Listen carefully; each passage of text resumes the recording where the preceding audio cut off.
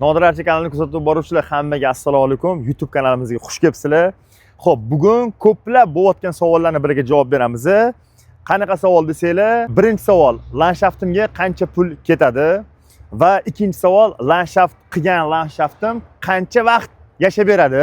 Uchinchi savolimiz nimaga ekilgan ko'chat qurib qolyapti degan savollarga javob beramiz.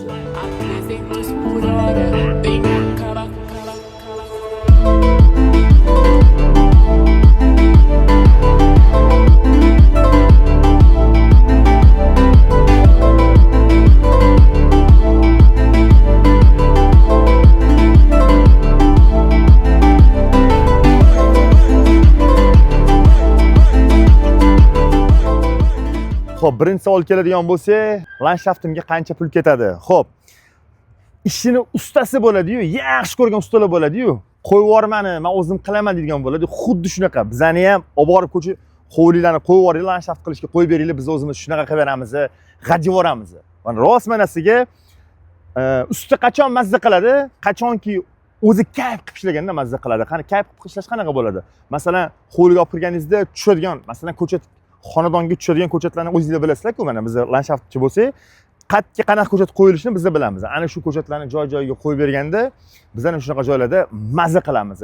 Xo'p, qancha pul ketadi degan bo'lsak, puli hovlini razmeriga qarab, katta kichikligiga qarab va qolaversa klientni xohishiga qarab ham summalari o'zgaradi. Hovlim bagati bo'lsin, o'simliklar ko'p bo'lsin, ko'chatlar kirganda mana shunaqa o'rmon bo'lsin deydi-yu ko'pchilik.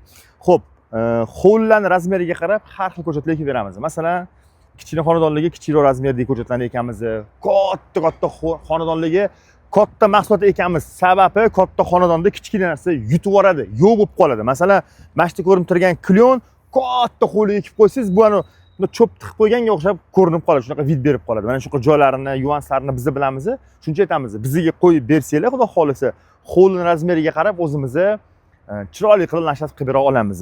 Ikkinchi savolimiz, ekilgan mahsulotlar qancha vaqt turib beradi? Xo'p, ekilgan mahsulot agar biz o'zimiz eksak, xudo xolisa, o'zimiz ekib, keyinchalik ham o'zimiz uxut qiladigan bo'lsak, ekilgan ko'chat eng kam 10 yil turadi. Eng kami, undan ko'paysa ko'payadi, undan kamaymaydi.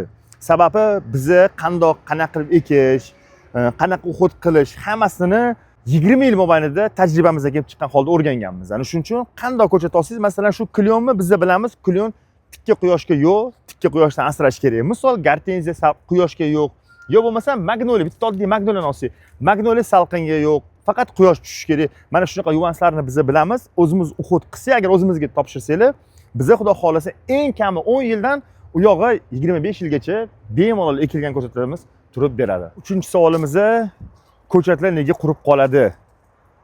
Qurib qolish kerak deb, bo'lmasa bizdan kim ko'chat olib ekadi, to'g'rimi? Bu albatta hazil. Uchinchi savolimiz, nima uchun ko'chatlarimiz qurib qoladi? Xo'p, nima uchun qurib qoladi? Birinchisi noto'g'ri parvarishdan, ikkinchisi suvni normativda berishdan.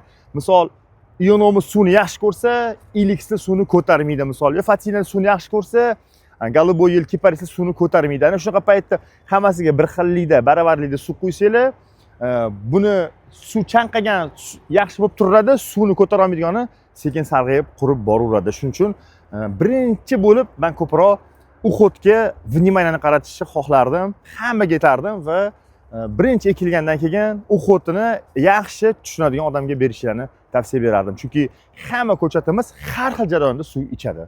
Xo'p, albatta biz har bitta ishdan oldin uy egalari bilan maslahatlashib, so'rab, suv quyish imkoni bormi, suv quyish imkoni yo'qmi, hammasini so'rab, surishtirib, keyin ekamiz.